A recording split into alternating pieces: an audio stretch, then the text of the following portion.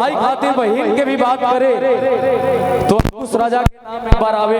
हर साल भैया एक दिन के त्योहार रक्षाबंधन त्योहार ओकरा पर गीत बनावे शुरू के नीचा गावे शुरू के नीचा।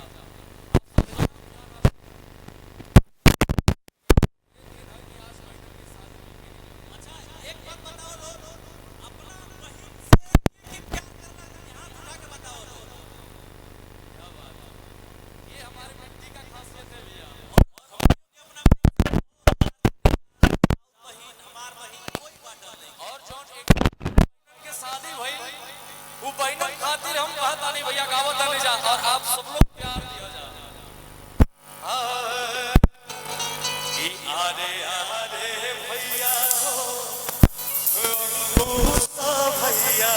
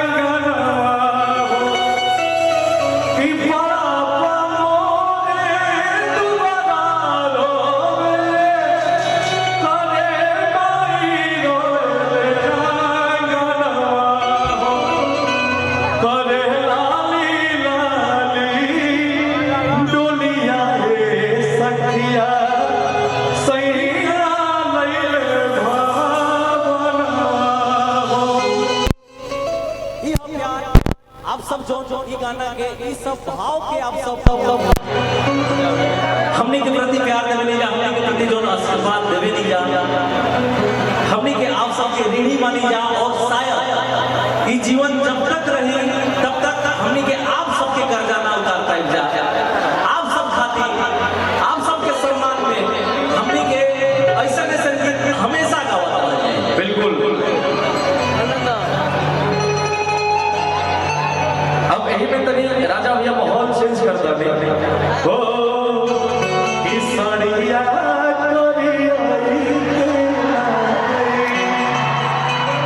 जोना कि आप सब इतना प्यार मोहब्बत देने भैया इतना कम दिन में ये गाना के 50 करोड़ लोग प्यार आशीर्वाद दिलस भैया।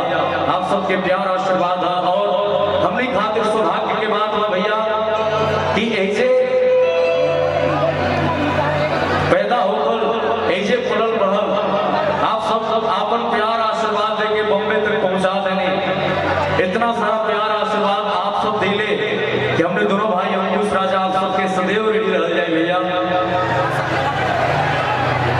ये प्यार का वो कम मत करिए लो और हमने के आप सबके कभी भी मान हेलो हमने दोनों भाई आप सबके मान सम्मान और सरराज होके दिया है भैया कि हम मन से वादा करता नहीं। एक बार हमारा साथे सब लोग फिर से बोल दी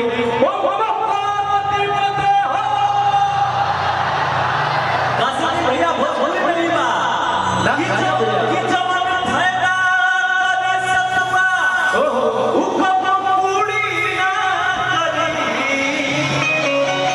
भोजपुरी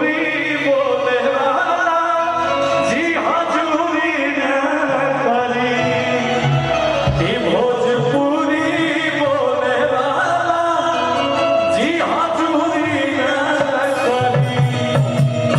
तबे कहा हो कही दयापन पापा से लागा अरे भूमि आई है तो काफी बहाना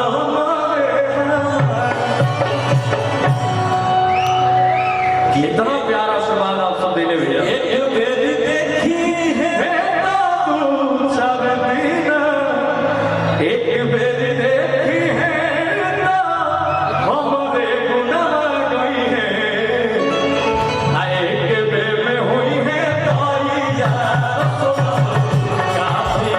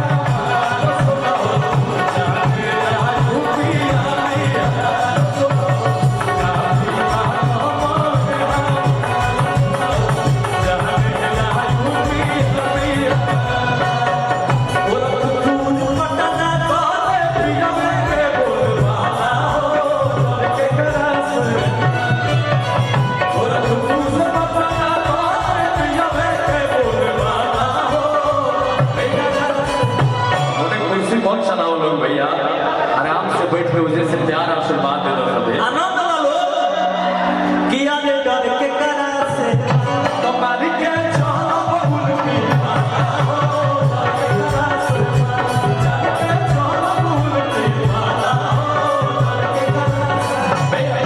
अब तनी बाबा के नगरी में आए बढ़ जाए तो एक लाइन बोल के फिर आप सबसे विदा ले भैया। हो लोकेश भैया को मैं बहुत बहुत धन्यवाद करना चाहता हूँ। डीसीओ सर हमारे हैं, डीसीओ सर बहुत बहुत धन्यवाद करना चाहता हूँ। हाँ और भैया होली भी चढ़ गई बा और बाबा के नगरी में उपस्थित मानी जा तो एक लाइन तो कही के चाहिए